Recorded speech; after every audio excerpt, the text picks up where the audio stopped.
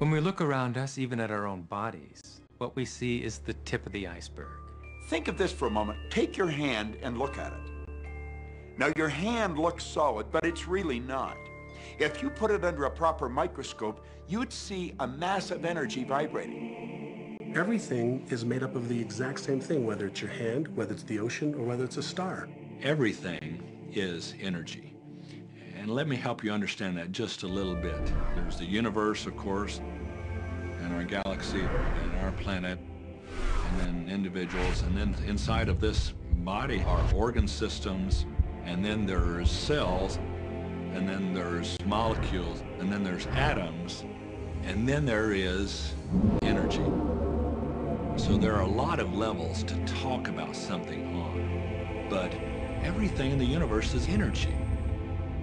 I don't care what city you're living in, you've got enough power in your body, potential power, to illuminate the whole city for nearly a week. Most people define themselves by this finite body, but you're not a finite body. I mean, even under a microscope, you're an energy field. Well, what we know about energy is this.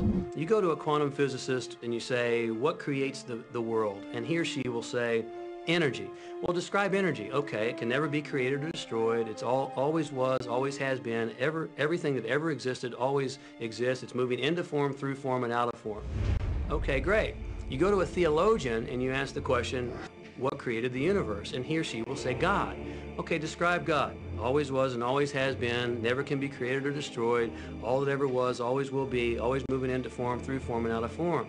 You see, it's the same description, just different terminology.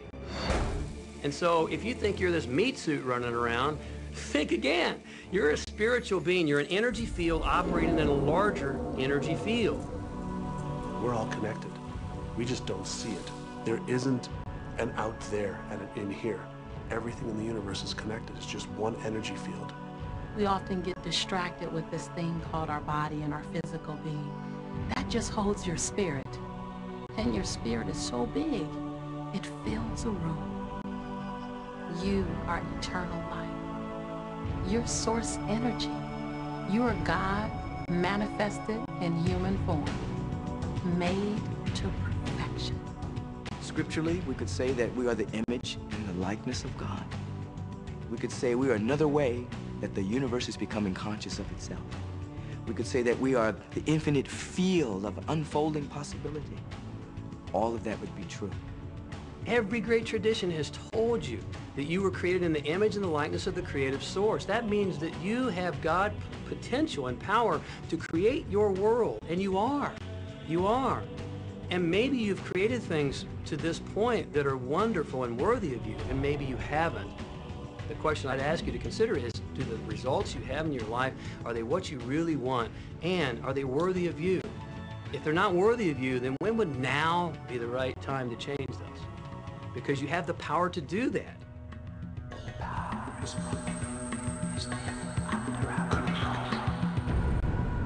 You know, a lot of people feel like they're victims in life, and they'll often point to past events, perhaps growing up with an abusive parent or in a dysfunctional family.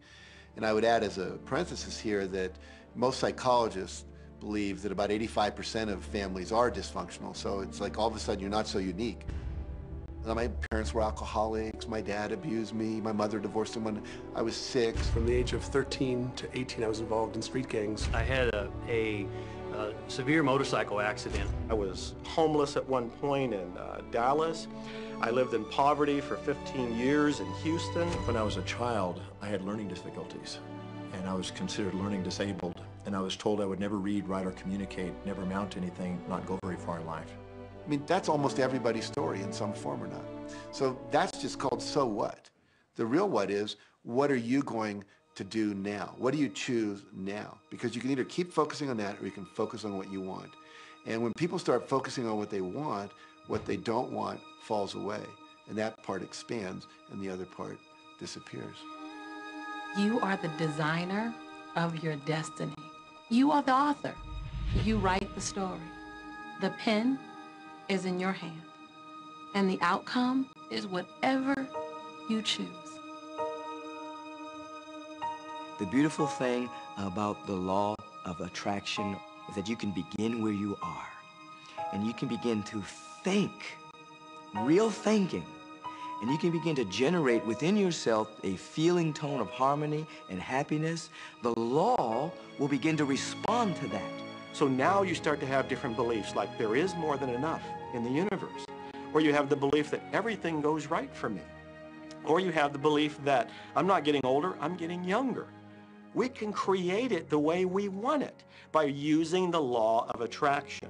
And you can break yourself free from your hereditary patterns, cultural codes, social beliefs, and prove once and for all that the power within you is greater than the power that's in the world. Some of you may be thinking, well, that's very nice, but I can't do that, or she won't let me do that, or he'll never let me do that, or I haven't got enough money to do that, or I'm not strong enough to do that, or I'm not rich enough to do that, I'm not. Every single I'm not is a creation.